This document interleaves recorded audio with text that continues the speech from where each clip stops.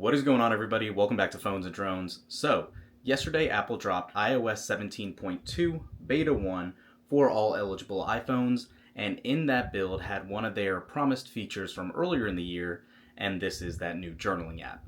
So we did a quick overview in our What's New video yesterday, but today I want to exclusively dedicate this video to discuss the journal app itself, what it can do, what it can't do, and all of that. So we'll keep this one short and sweet, but we will jump into it, take a live look in the app, and go from there.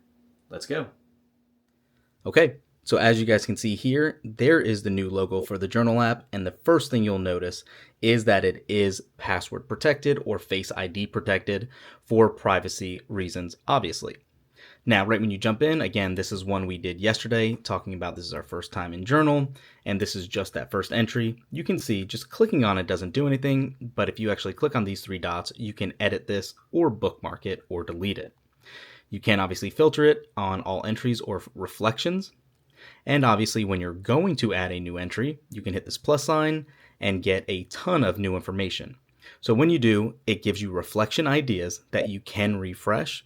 So you can see the first option it's saying is to write about what you learned from some of the people you've spent time with in the last few days. If you don't like that, you can simply press the refresh button.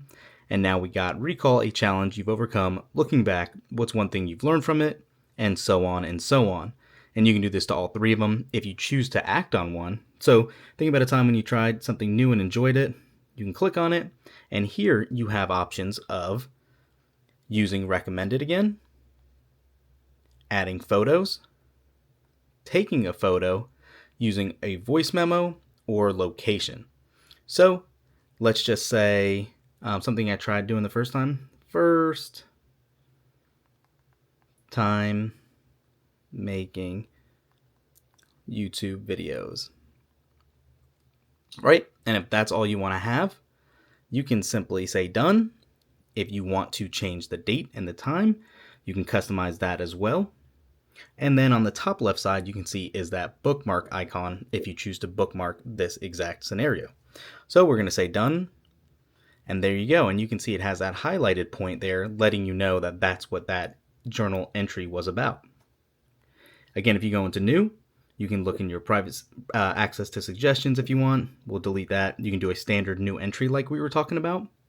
And then you can obviously look to your recent ones as well. Now, beyond that, say for instance you want to do what's the kind of thing you could say about yourself. We'll just say funny, right? If you do this, you can then, obviously, like you just saw, add a picture. And now that is part of that new journal entry.